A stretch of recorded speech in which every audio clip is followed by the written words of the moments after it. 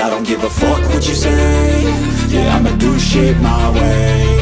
Sudah bisa mendapatkan ini, oke. Nah, di dalam biodata Jay Isyes itu dia sudah tidak lagi sebagai warga negara Belanda. Coba teman-teman cari lihat Jay Isyes. Dia sudah taruh citizennya Indonesia. Padahal dia belum diambil sumpah, belum resmi. Tapi sudah Indonesia. Karena dia sudah bertemu dengan Erick Thohir. Nantinya juga dia akan datang pada saat pengambilan sumpah. Ini kan luar biasa. Artinya belum semua proses dilalui, tetapi dia sudah resmi menjadi warga negara. Sudah ditulis dari Indonesia.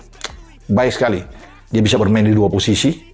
Dan kita sangat beruntung sekali ya, sekali lagi, untuk bisa mendapatkan Jay Isyes. Ada juga pemain-pemain lain loh teman-teman. Pemain-pemain keturunan lainnya yang sekarang sudah berminat untuk membela tim nasional Indonesia.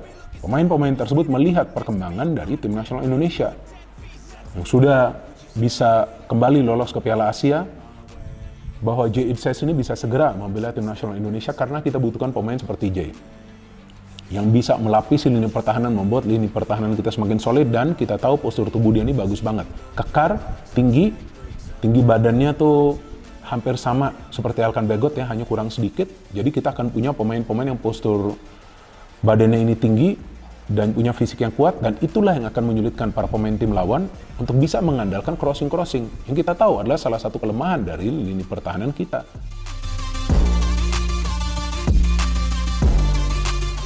Mantap, pemain naturalisasi seharga 13 miliar rupiah berpeluang bisa membela timnas Indonesia di Piala Asia Qatar. Dan informasi bola selanjutnya, jawara Asia dan dunia kompak deretan pelatih yang remehkan timnas Indonesia. Simak selengkapnya di sini bersama saya untuk Anda. Di informasi yang pertama, ya, proses naturalisasi pemain keturunan seharga 13 miliar rupiah sedang dikebut oleh PSSI untuk diproyeksikan membela timnas Indonesia. Jika tepat waktu, sang pemain bisa bergabung dengan skuad Garuda di ajang Piala Asia pada bulan Januari 2024 mendatang di Qatar.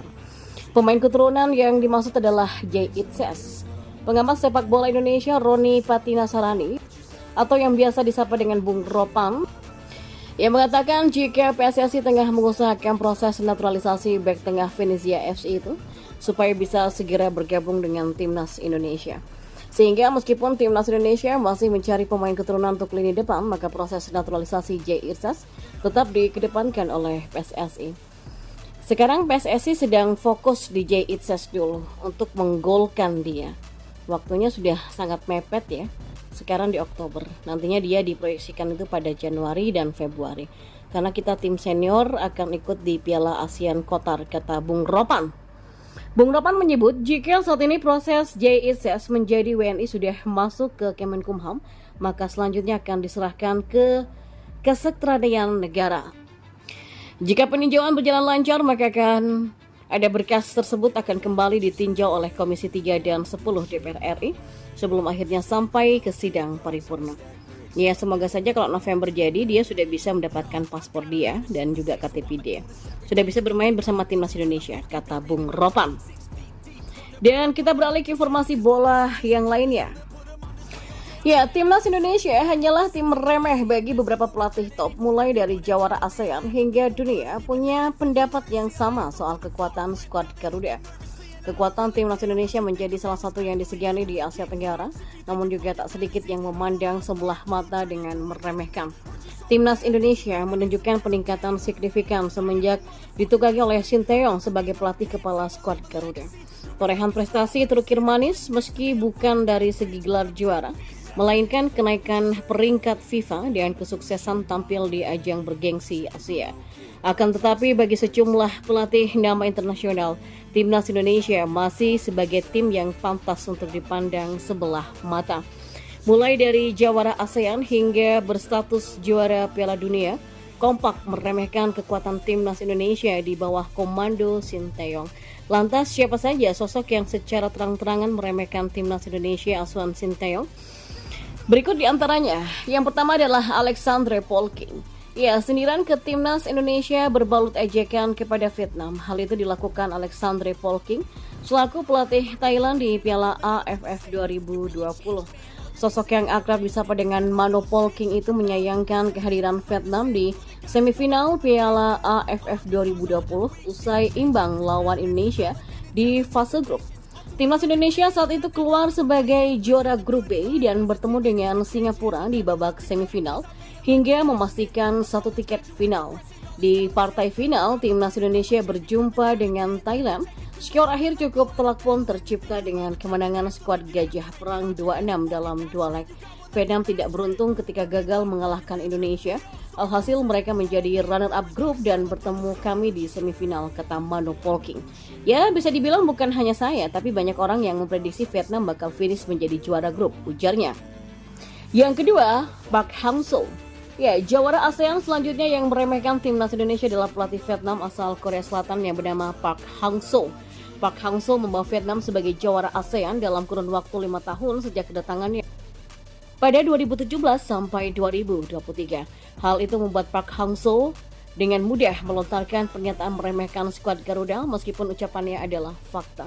Statistik terkadang bisa dipecahkan, namun sejak saya menjadi juru taktik Timnas Vietnam, saya tidak pernah kalah dari Indonesia, kata Park Hang-seo. Lalu yang ketiga ada Jesus Casas. Ya, pelatih Timnas Irak Jesus Casas memang secara tidak langsung meremehkan Timnas Indonesia. Hal ini menilik pernyataannya pasca drawing fase grup Piala Asia 2023. Timnas Indonesia tergabung di grup D Piala Asia 2023, tergabung bersama Irak, Vietnam, dan favorit juara Jepang. Namun Jesus Casas tak menyertakan Timnas Indonesia sebagai lawan tangguh di fase grup Piala Asia 2023. Ia hanya melihat Jepang dan Vietnam. Jepang adalah favorit kami di grup kami, sementara Vietnam dan kami harus berjuang untuk lolos ke babak berikutnya. Ya, kami akan memulai lawan Indonesia dan sangat penting untuk tidak kalah di pertandingan pertama, ucap Jesus Casas. Lalu yang keempat, Lionel Scaloni. Ya, pelatih selanjutnya yang meremehkan kekuatan Timnas Indonesia adalah sang juara dunia, Lionel Scaloni dari Timnas Argentina. Lionel Scaloni berhasil membuat Timnas Argentina merengkuh gelar juara Piala Dunia 2022 Qatar, mengalahkan Prancis di partai final. Bagi Scaloni, tak ada pemain yang spesial dari Timnas Indonesia usai menjalani laga FIFA Matchday pada Juni lalu. Hal itu diungkapkan Scaloni ketika disinggung momen Pratama Arhan yang nyaris membuat jala gawang Argentina bergetar. Laga tersebut berakhir dengan skor 2-0 untuk kemenangan Argentina. Masing-masing gol dicetak oleh Leandro Paredes dan juga Christian Romero. Memang kami bermain kompak dan baik kok. Kami bisa bermain bagus menghalau lemparan Arhan dan ya tak ada pemain Indonesia yang spesial bagi saya, kata Scaloni.